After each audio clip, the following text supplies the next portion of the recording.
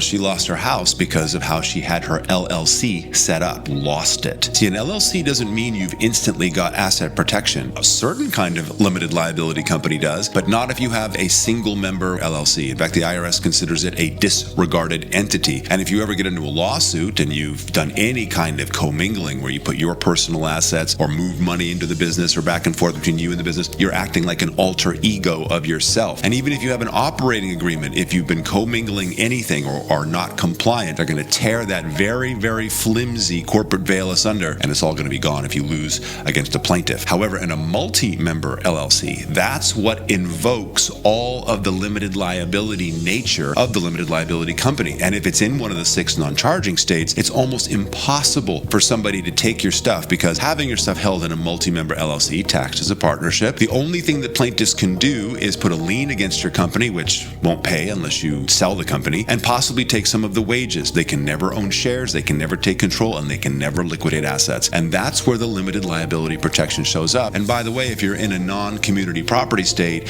and you're married, or if you're single, when you pass, all the assets of that single member LLC go to probate.